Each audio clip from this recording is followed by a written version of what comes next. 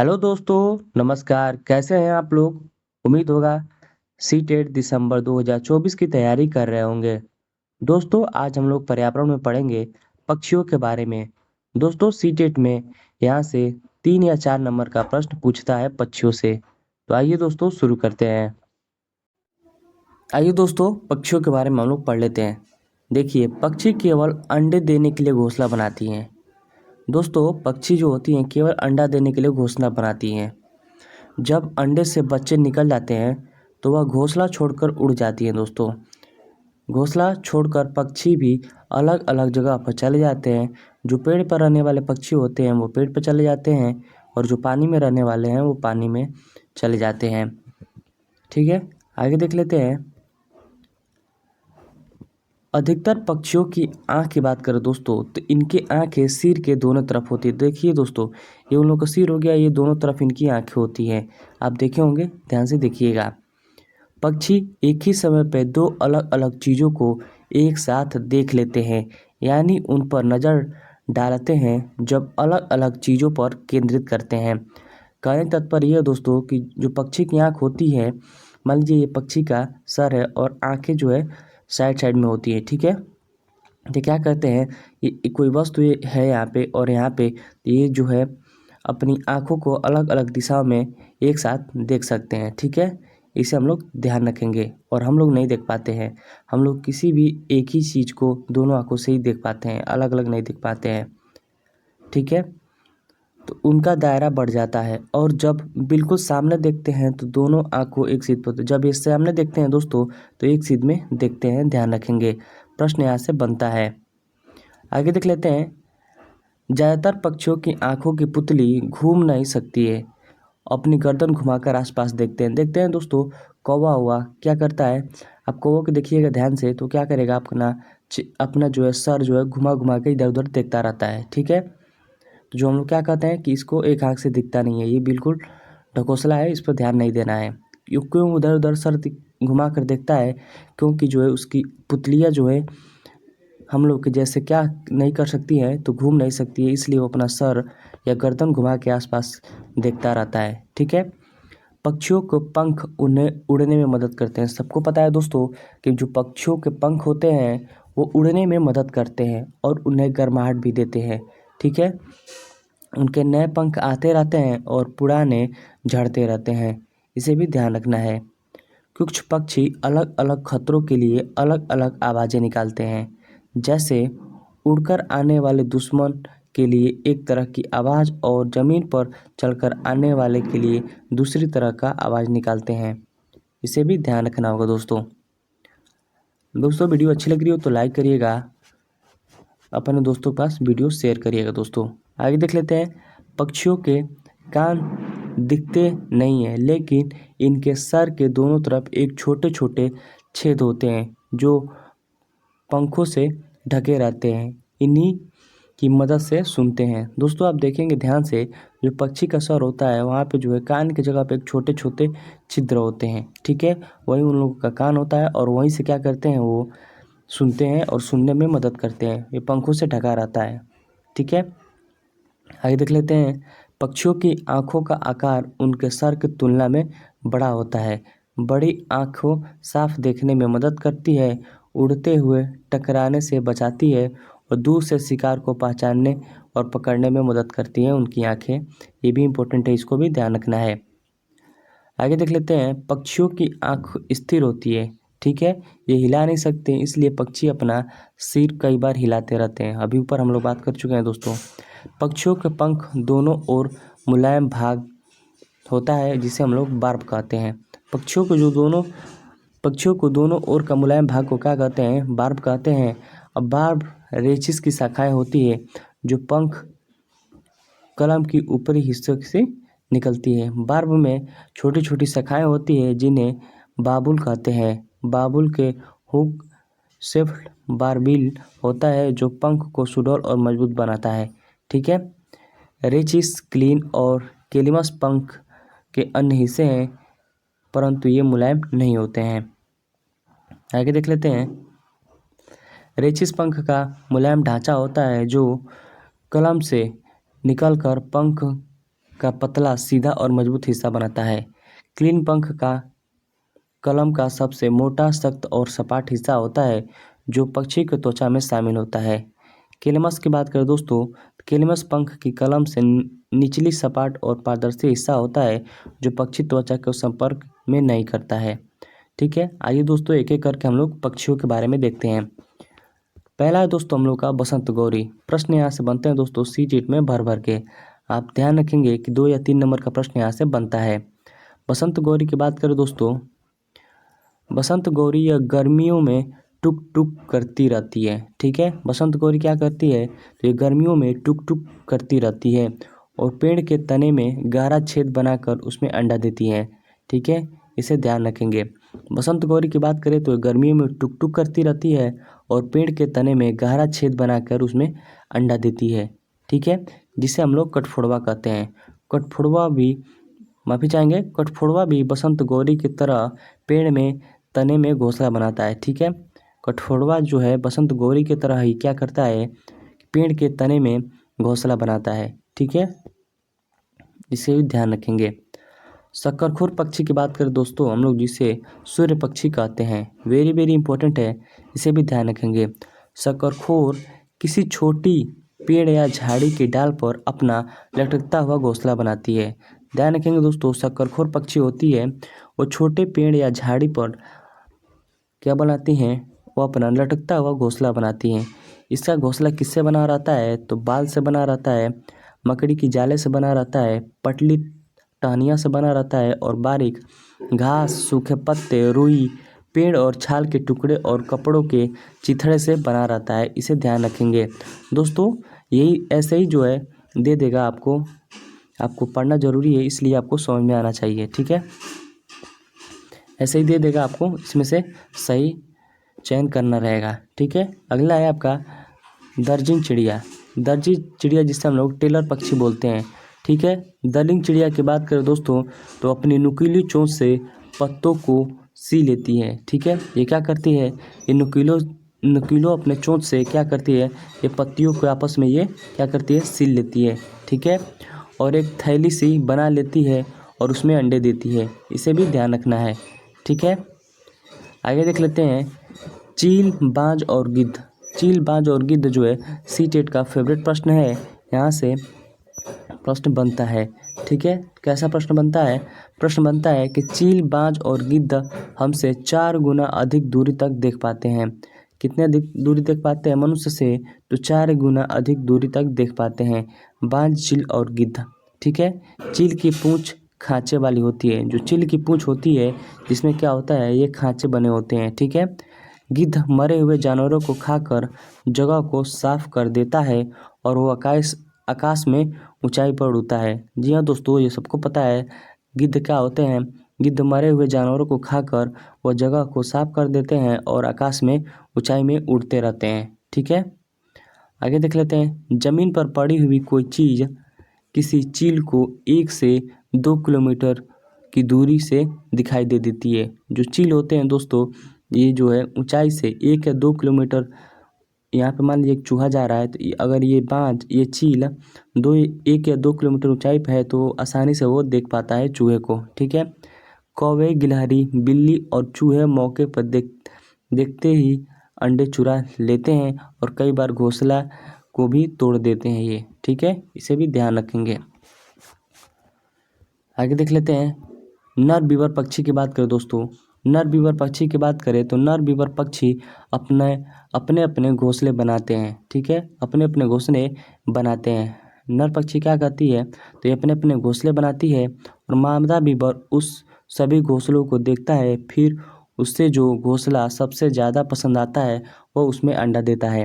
कहने तात्पर्य दोस्तों कि नर बीवर पक्षी क्या करते हैं, तो 2 या 3 घोंसले ऐसे ऐसे बनाते हैं।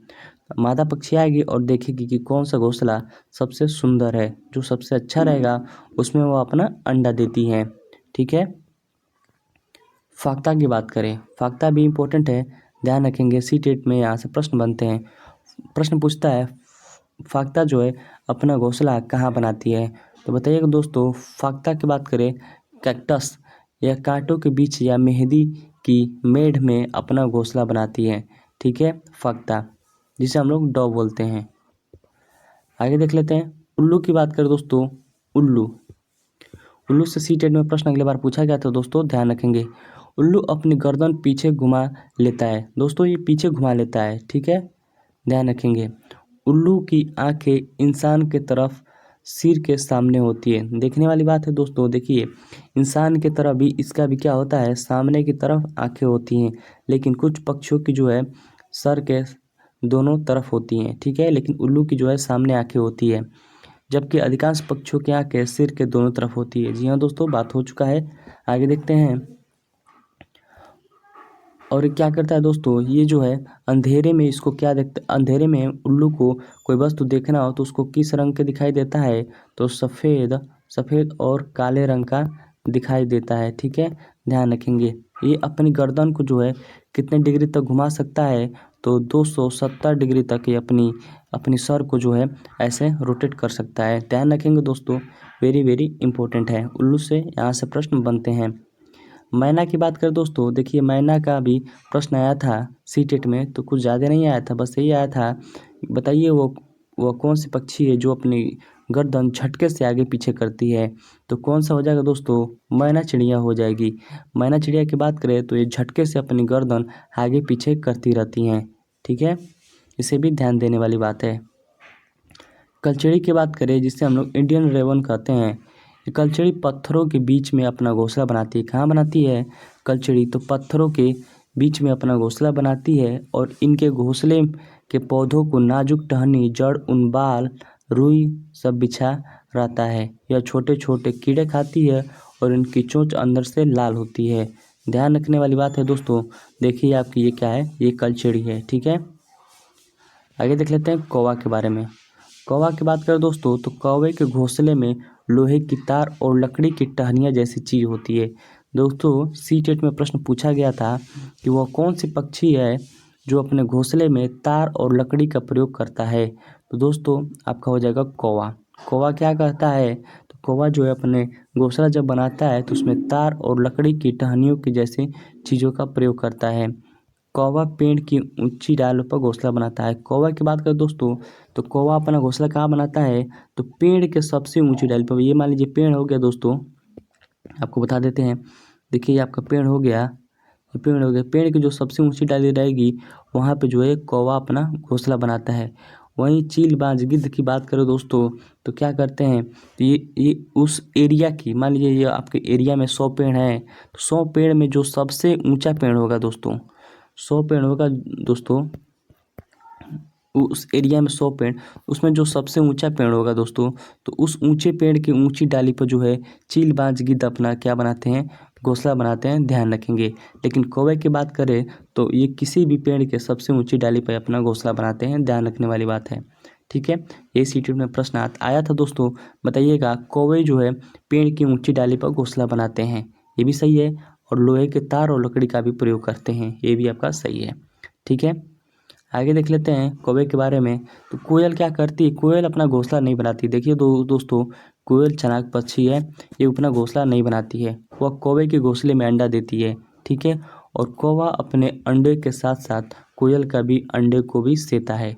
दोस्तों सीटेट में प्रश्न आया था, कैसा प्रश्न आया था आपको बता दें, प्रश्न आया था कि मैं कौवा नहीं हूँ, प्रश्न आया था कि मैं जो है मैं कौवा नहीं हूँ, लेकिन कौवे की घोंसले में अंडा देती हूँ, ठीक, लेकिन मैं घोंसला नहीं बनाती हूँ, और मेरे अंडे को जो है कौवा सेते हैं, बताइए मैं कौन सी पक्षी हूँ।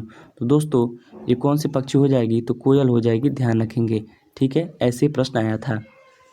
आगे देख लेते हैं गौरैया के बारे में।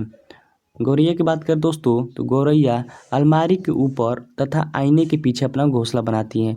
दोस्तों गौरैया की बात करें तो ये अलमारी के ऊपर और आईने के पीछे अपना घोंसला बनाती है, ध्यान रखेंगे, ठीक है।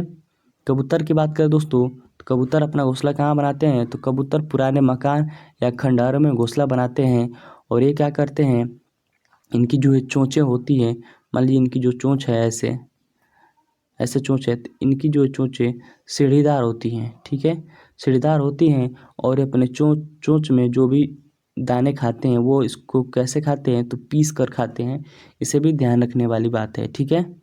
साइबेरियन सारस की बात करें दोस्तों, साइबेरियन सारस एक प्रकार की सारस पक्षी है जो साइबेरिया के अंटार्कटिक टुंड्रा में निवास करती है और यह पक्षी प्रवासी होती है। देखते हैं दोस्तों, अभी जो है उत्तर प्रदेश में किसका एक सारस आया था जो किससे लगा हो गया था, तो इससे एक था, क्या नाम था उसका, पता नहीं दोस्तों, याद नहीं आ रहा है।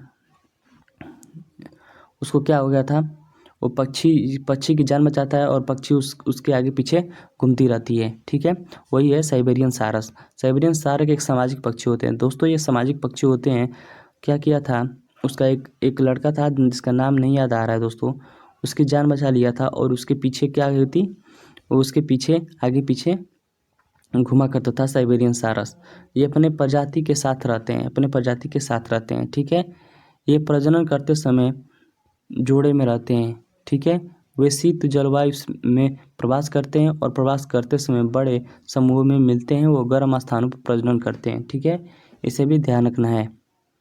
आगे देख लेते हैं, मगरमच्छ की बात करें तो मगरमच्छ ये छोटे छोटे छेद जैसे कान होते हैं, लेकिन आसानी से ये दिखाई नहीं देता है। ठीक है, मगरमच्छ की। छिपकली की बात करें, इनके जो क्या होते हैं, कान की बात करें दोस्तों तो इनके भी छोटे कान होते हैं। मछली की बात करें, खतरे के चेतावनी से एक दूसरे को बिजली तरंग से देती है। जब भी आप पकड़ने जाएंगे तो तुरंत भागेंगी और एक बिजली जैसी तरंग देती हैं, जो और मछलियाँ सतर्क हो जाती है कि कोई हमें पकड़ने आ रहा है। ठीक है, डॉल्फिन भी अलग अलग तरह की आवाज़ निकालती हैं और एक दूसरे से बात करती हैं। ठीक है, गिलहरी की बात करें तो दोस्तों इम्पोर्टेंट है दोस्तों, यहाँ से प्रश्न बन रहा है दोस्तों कि ये दांत हमेशा बढ़ते रहते हैं। किसके दांत हमेशा बढ़ते रहते हैं, तो गिलहरी की दांतें हमेशा बढ़ती रहती हैं और दांतों को काटने और कुतरने के कारण इनके दांत घिस जाता है। ठीक है, ध्यान रखेंगे, किसकी दांतें हमेशा बढ़ती रहती है। प्रश्न यहाँ से बनता है कि गिलहरी हमेशा क्यों कुतरती रहती हैं, तो क्योंकि क्या होता है, इसकी दांतें हमेशा बढ़ती रहती है। अगर वो कुतरेंगे नहीं तो क्या होगा, उनके दांतें बढ़ जाएंगी। ठीक है, बिल्ली की बात करें, ये इसकी दांतें नुकीली होती हैं जो मांस पकड़ फाड़ने और काटने में काम आती है। गाय की बात करें तो आगे के दांत पत्तों को काटने के लिए और पीछे के दांत चपटे और बड़े होते हैं जो घास चबाने के लिए होते हैं। इसे भी ध्यान रखेंगे। आइए दोस्तों, हम लोग पढ़ लेते हैं पक्षियों के चोंच के बारे में। पक्षियों के चोंच कैसे कैसे बनावट होते हैं। बाज, चील और गिद्ध की बात करें दोस्तों, ये जैसे मांसाहारी पक्षी होते हैं, उनके चोंच छोटी होती है और हुक की तरह होती है। दोस्तों इनकी चोंच ऐसे मुड़ी होती है। ठीक है, ऐसी मुड़ी होती है, ध्यान रखेंगे। इनकी चोंच कैसी होती है, तो इनकी चोंच ऐसी मुड़ी होती है। ठीक है, ऐसे हुक के आकार का होता है। ठीक है, तोते घुमावदार चोंच होती है। तोते की घुमावदार चोंच होती है जो फल कुतरने में मदद करती है। उसकी भी चोंच ऐसी होती है जो फल को कुतरने में मदद करती है। कबूतर, गौरैया आदि चोंच छोटी होती है, चौड़ी और मजबूत होती हैं। ऐसी चोंच क्या बोलते हैं, अनाज के दानों तोड़ने में सक्षम होती हैं। ठीक है, आगे देख लेते हैं। मिट्टी कीचड़ से कीड़े या अन्य छोटे छोटे जीवों को पकड़ने वाले पक्षियों की चोंच लंबी, पतली, नुकीली और मुड़ी होती हैं। मछली पकड़ने वाली चिड़ियों जैसे सारस, बगुला आदि की चोंच लंबी और पतली सुई जैसी होती है। ठीक है, कुछ पक्षियों की चोंच निस्पंदन प्रणाली होती है, यानी छानने की प्रणाली होती है। इन पक्षियों के उदाहरण जैसे हंस, फ्लोमिंग, बत्तख आदि ऐसे पक्षी पानी के आसपास रहते हैं और अपना भोजन चोंच में लेने के बाद अन्य पदार्थों जैसे कीचड़ आदि को अलग कर लेते हैं, यानी उसे छान लेते हैं। ठीक है, आइए दोस्तों देख लेते हैं पक्षियों के पंजे के बारे में। दोस्तों पक्षियों के पंजे के बारे में देख लेते हैं। पानी में तैरने वाले पक्षियों के पंजे झीलदार होते हैं। दोस्तों आप देखे होंगे बत्तख होता है, उनकी ऐसे क्या होती है, ऐसे क्या होती हैं, तो उनके पंजे होते हैं जो बीच में क्या होते हैं, झीलदार होती हैं। ठीक है, इसे भी ध्यान रखेंगे। जैसे बत्तख, हंस और पेलिकन पक्षी के पैर होते हैं। ठीक है, आगे देख लेते हैं। जिन पक्षियों को पंजे आगे की तरफ फैली 3 उंगलियां और पीछे की ओर एक उंगली होती हैं, ऐसे पंजे टहनियों पर बैठने में मदद करती हैं, जैसे गौरैया। ठीक है, इसे भी ध्यान रखना है। आगे की ओर फैले पंजा नरम सतह को चलने में मदद करता है, जैसे ह्यूरोन। पक्षियों की टांग और पैरों की उंगलियां लंबी होती है। वे पक्षी पानी के किनारे वाले सतह पर आसानी से चल फिर लेते हैं और पानी में जाकर मछलियों का शिकार आसानी से भी कर लेते हैं, जैसे क्रेन हुआ, सारस हुआ और बकुला हुआ। ठीक है, आइए देख लेते हैं। ऐसा मजबूत पंजा जो थोड़ा मुड़ा होता है और तेज नाखून वाला होता है, शिकार को पकड़ने में मदद करता है, जैसे चील, गिद्ध और उल्लू का पैर। ठीक है दोस्तों, आज हम लोग पढ़े हैं पक्षियों के बारे में। कल एक नए टॉपिक के साथ मिलेंगे। वीडियो अच्छी लगी हो तो लाइक करिएगा, सब्सक्राइब करिएगा और अपने दोस्तों के पास शेयर करिएगा। दोस्तों बहुत बहुत धन्यवाद।